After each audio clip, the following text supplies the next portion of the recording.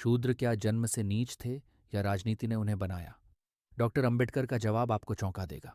आज हम एक बहुत ही अहम किताब पर चर्चा कर रहे हैं, डॉक्टर भीमराव अंबेडकर की हु वर द शूद्रास। हमारे पास इसका एक सारांश है, तो चलिए इसकी गहराई में उतरते हैं। ये किताब कुछ बहुत ही बुनियादी सवाल खड़े करती है ना, कि भाई ये शूद्र आखिर थे कौन, और समाज में जो वर्ण व्यवस्था है उसमें वो सबसे नीचे कैसे पहुंच गए, क्या हमेशा से ऐसा ही था। और यहीं पर अंबेडकर का जो मुख्य दावा है वो सामने आता है। वो कहते हैं कि शूद्र असल में आर्य समाज का ही हिस्सा थे, और सिर्फ हिस्सा नहीं, वो क्षत्रिय वर्ण से थे। है ना? ये तो काफी अलग बात है। हाँ हाँ, बिल्कुल। ये उस समय की जो धारणाएं थीं, उनको सीधी चुनौती थी।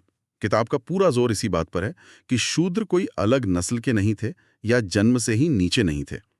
अंबेडकर असल में तर्क देते हैं कि ब्राह्मणों और जो दूसरे क्षत्रिय थे, उनके बीच जो सत्ता का संघर्ष चला, उसी की वजह से और कुछ राजनीतिक कारणों से उन्हें व्यवस्था में नीचे धकेला गया। अच्छा। हाँ, ये मतलब कोई प्राकृतिक घटना नहीं थी। ये एक ऐतिहासिक प्रक्रिया थी, सोची समझी। ये तो बहुत ही क्रांतिकारी विचार लगता है। तो फिर सवाल ये है कि ये सब हुआ कैसे? मतलब धर्म ग्रंथों के बारे में अंबेडकर क्या कहते हैं? उनकी क्या भूमिका थी इसमें? हाँ, ये बहुत महत्वपूर्ण है।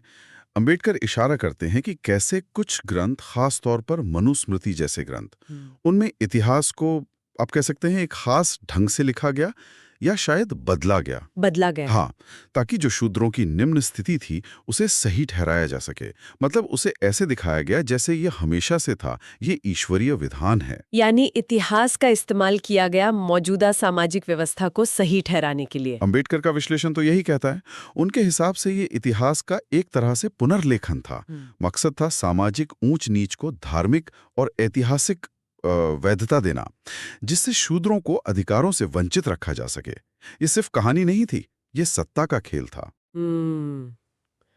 और इसी से जुड़ा है शायद उनका जाति व्यवस्था की प्रकृति पर जोर देना। बिल्कुल। वो बार बार कहते हैं कि ये जन्म पर आधारित नहीं है, बिल्कुल। जो हम आमतौर पर मानते हैं। बिल्कुल। ये तो पूरी तरह से सत्ता संरचनाओं का, पावर स्ट्रक्चर्स का नतीजा है। बिल्कुल सही कहा। और इसका मतलब बहुत गहरा है।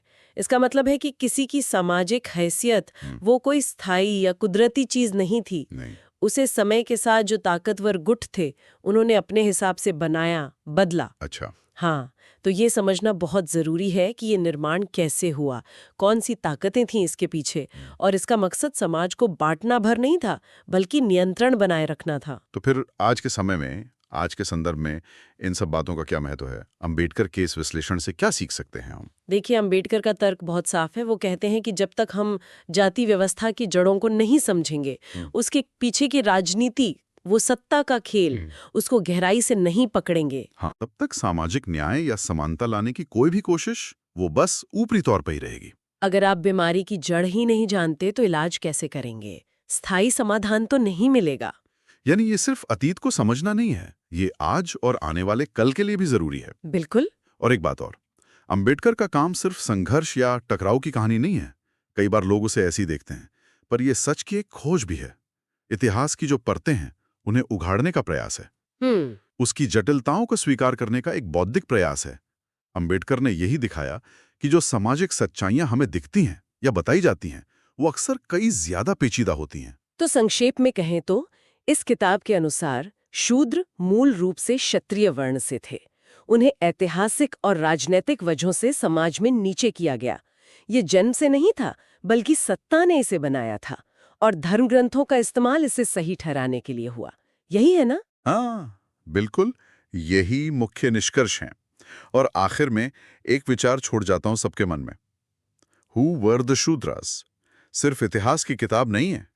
ये एक आईने की तरह है जो हमें मजबूर करता है अपने समाज की उन गहराइयों में झांकने के लिए, उन संरचनाओं पर सवाल उठाने के लिए जिन पर हम अक्सर बात नहीं करना चाहते हैं।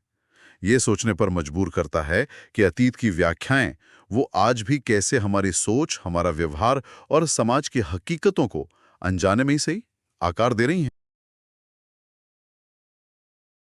वीडियो पसंद आया हो तो लाइक और सब्सक्राइब करें और कमेंट में बताएं अगली आवाज़ किस किताब या सच की होनी चाहिए।